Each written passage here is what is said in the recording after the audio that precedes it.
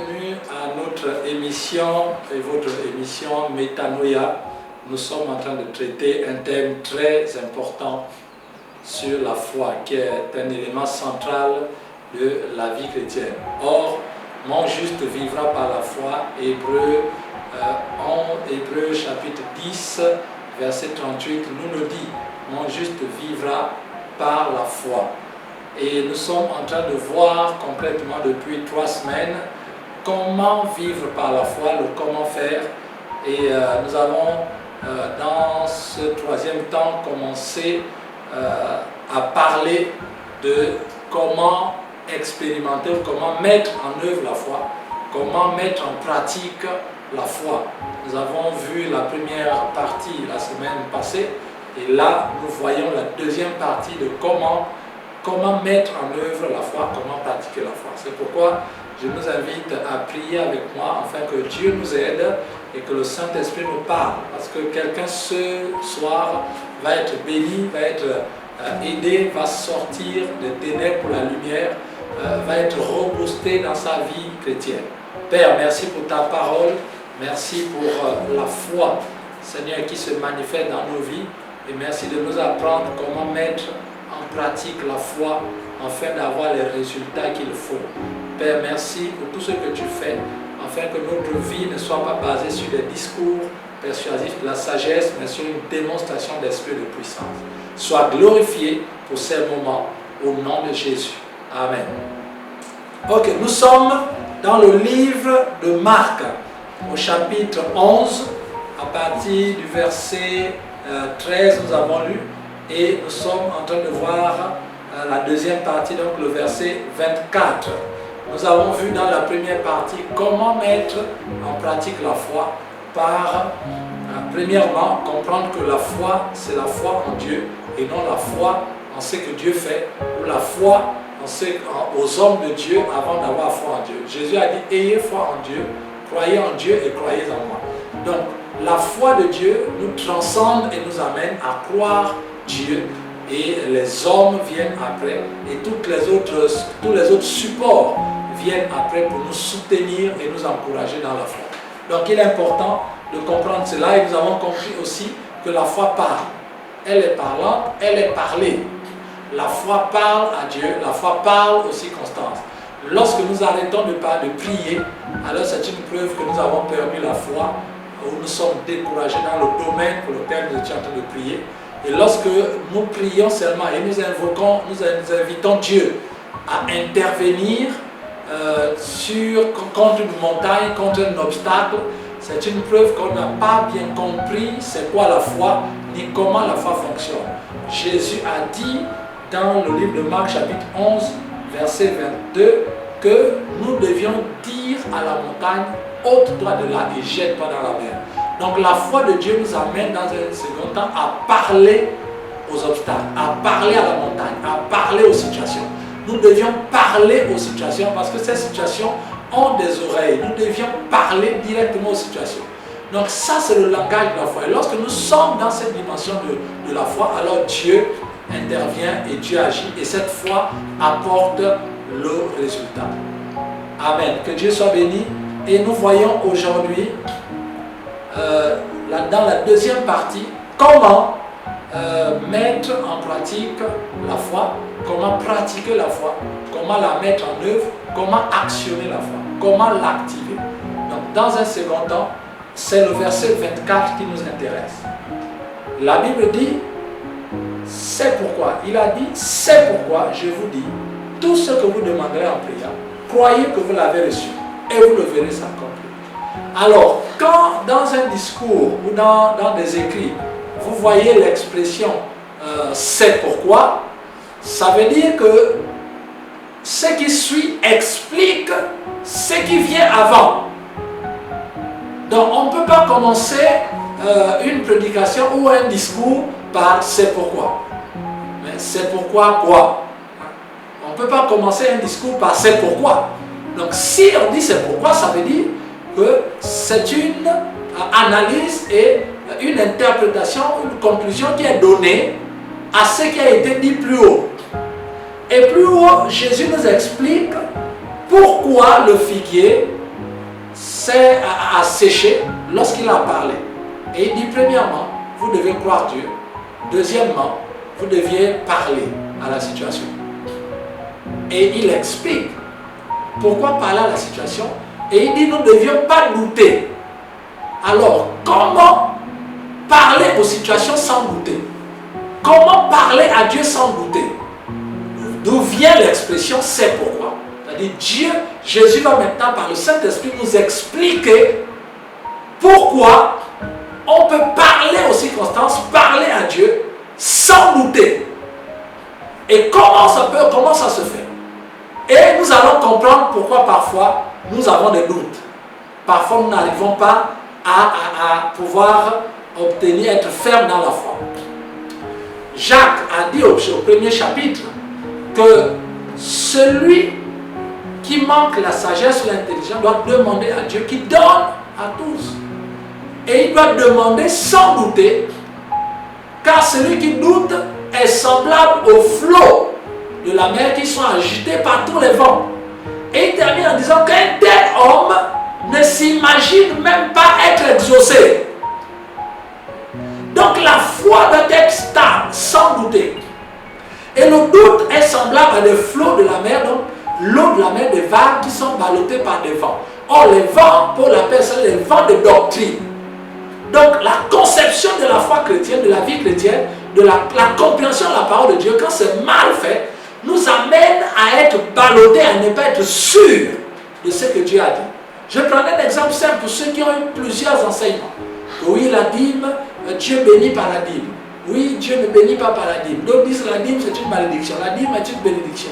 D'autres disent la dîme, c'est si tu donnes, Dieu te donne. Donc la dîme devient une condition de la manifestation de l'action de Dieu dans notre vie financière ou encore nos richesses. Donc tous ces mouvements-là, tous ces vents de doctrine, tous ces magmas de pensée, comme disait l'autre, alors toutes ces choses, lorsque nous allons prier par rapport à l'argent, nous aurons du mal à être fermes dans la foi parce qu'il y a plusieurs doctrines qui se bousculent, il y a plusieurs choses qui se bousculent. Et donc du coup, on doute, on ne sait plus si Dieu va nous donner ou pas nous donner. Si on donne à Dieu, est-ce que c'est une malédiction ou une bénédiction? Et on ne sait plus trop. Et tous ces vents de doctrine ont pour résultat amener le chrétien à douter. Voilà pourquoi le diable multiplie les fausses doctrines dans le monde. C'est pour empêcher les chrétiens de croire, plutôt de croire. C'est pour empêcher les chrétiens de croire et amener les chrétiens à douter. Parce que le diable sait que la Bible a dit qu'un tel homme ne s'imagine même pas être exaucé. Voyez-vous? Et Jésus ici va régler ce problème du doute. Il va dire, nous devions manifester notre foi sans douter. Comment cela peut se faire? Eh bien, le verset 24 va nous éclairer. Il dit, c'est pourquoi je vous dis, tout ce que vous demanderez en priant, croyez que vous l'avez reçu et vous le verrez s'accomplir. Donc nous avons vu premièrement que la foi c'est parler à Dieu, donc il faut prier, après parler aux circonstances. Et sans douter, il dit, tout ce que vous demanderez en priant à Dieu, croyez que vous l'avez reçu et vous le verrez s'accomplir. Donc nous allons faire un peu de conjugaison, s'il faut le faire. Alors, il dit, tout ce que vous demanderez, croyez que vous l'avez reçu et vous le verrez s'accomplir. Il y a trois verbes importants, donc trois actions importantes là-dedans. Il y a le fait de croire, la foi nous amène à croire. Il y a l'action de recevoir et il y a l'action de voir l'accomplissement. Donc, croire, recevoir et voir. Trois verbes. Ce n'est pas moi qui les ai choisis, c'est le Saint-Esprit par la personne de Jésus. Hein, ce sont les trois verbes qui sont les verbes de troisième groupe. Hein. Voir, croire, voir et recevoir. Donc c'est très important. Alors, maintenant nous allons regarder de près la conjugaison de ces verbes. La Bible nous dit, tout ce que vous demanderez, donc à chaque fois qu'un chrétien priera, pour demander quelque chose, ou parlera à la montagne, demander quelque chose, pour demander quelque chose, ou pour donner des orientations, des ordres, la Bible dit, premièrement, le verbe à conjuguer, c'est de croire. Donc, ce n'est pas celui qui a la foi c'est pas le fait d'avoir la foi qui fait de nous des croyants. La foi est un état, mais croire est une action. Donc, c'est déjà deux choses. J'ai la foi, ça veut dire que je suis rempli de foi. Mais cette foi, je dois la mettre en action. Et le verbe qui met en action la foi, c'est croire. Donc, le fait d'avoir reçu la foi ne veut pas dire que tu crois. Tu dois mettre l'action de croire maintenant. Donc, la foi, je reçois la foi. Je suis dans un état rempli de foi. Maintenant, je dois mettre cette foi en action. C'est-à-dire, je dois croire. Il dit, tout ce que vous demandez, croyez que vous l'avez reçu. Voyez? Et le verbe croire est conjugué au présent de l'indicatif. Il dit croyez. Croyez, c'est le présent. Croyez que vous l'avez reçu. Donc, pour activer la foi, je dois premièrement poser l'action de croire. Mais de croire dans quel temps?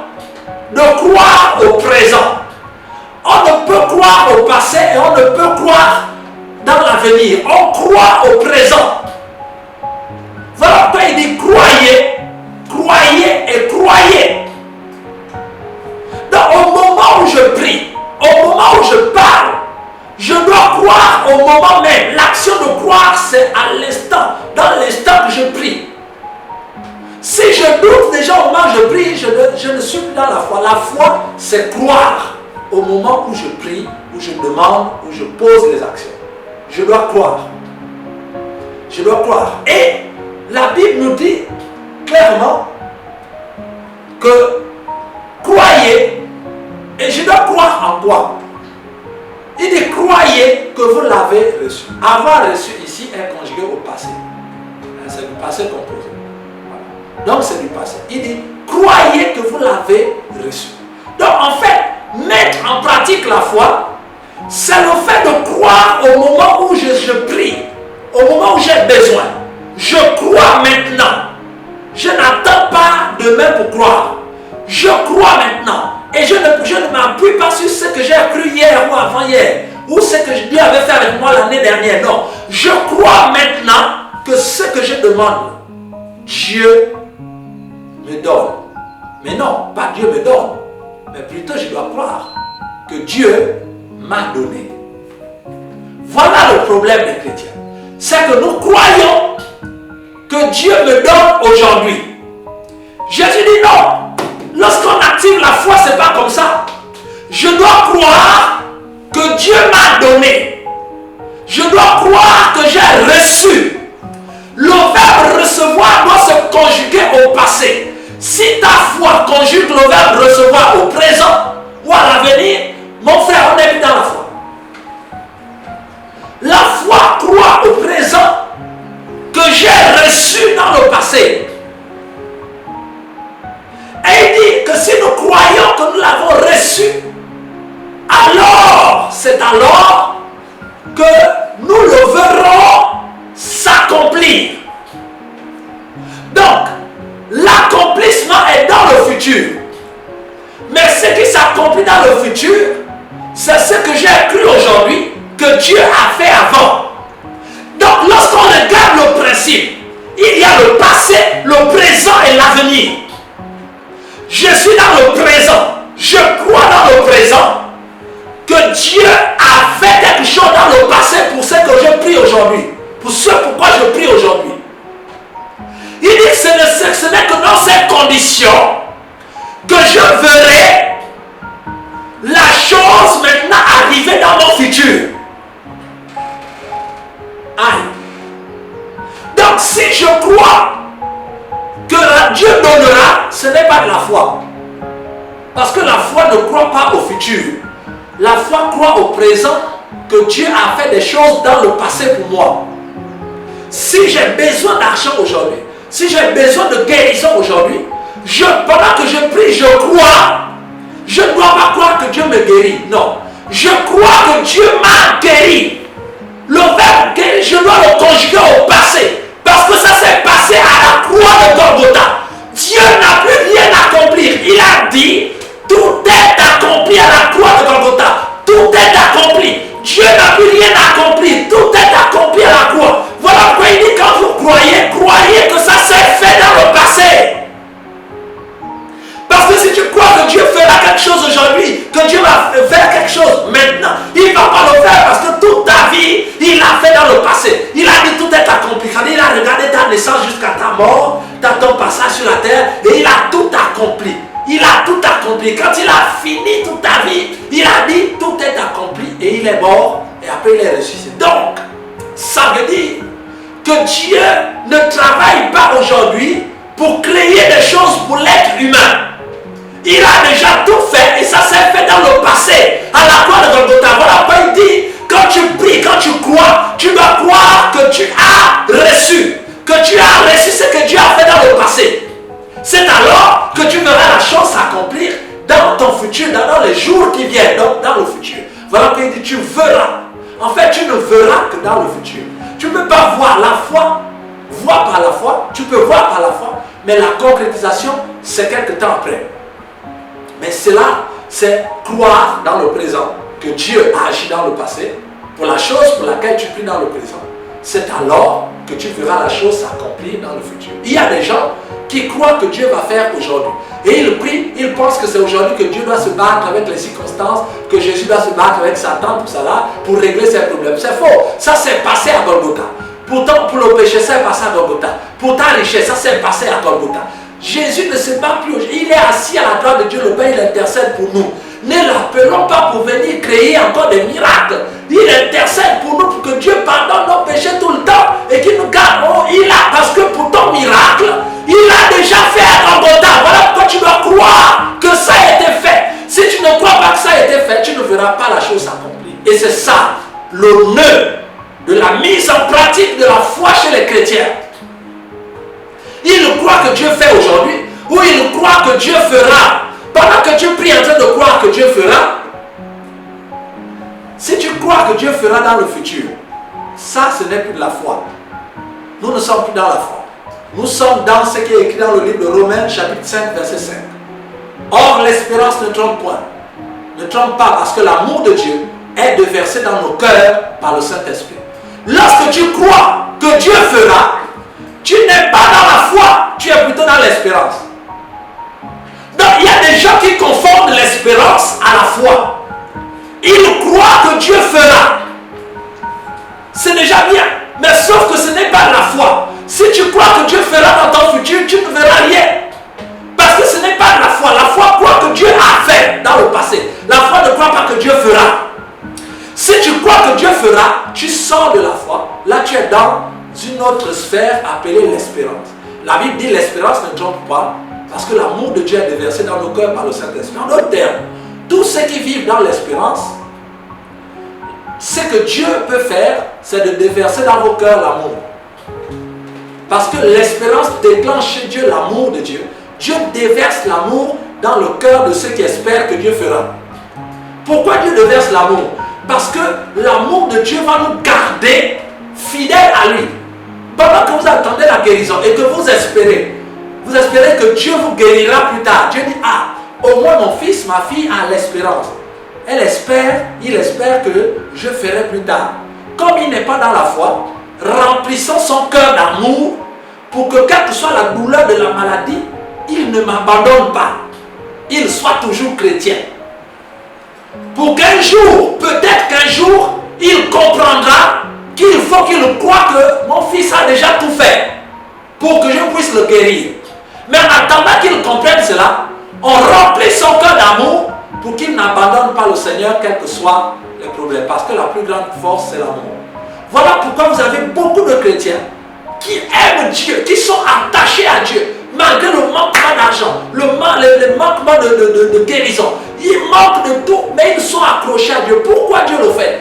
Dieu accomplit le verset de Romains 5, verset 5. Dieu remplit leur amour, leur cœur d'amour pour que malgré la douleur, malgré les situations difficiles qu'ils vivent ou qu'elles vivent, qu'ils restent accrochés au Seigneur. Parce qu'ils n'appliquent pas la foi, ils sont dans l'espérance. Il y a des gens, au moment où je suis en train de parler, qui ont vécu peut-être des décennies dans l'espérance en pensant que c'était la foi. Voilà pourquoi vous ne voyez pas grand-chose. C'est pourquoi, mon frère, tu as besoin de comprendre comment la foi fonctionne, comment l'activer. Quand tu as fini le culte et que le pasteur t'a dit il faut croire, quand tu rentres chez toi, comment tu fais pour croire? Jésus nous donne le canevas.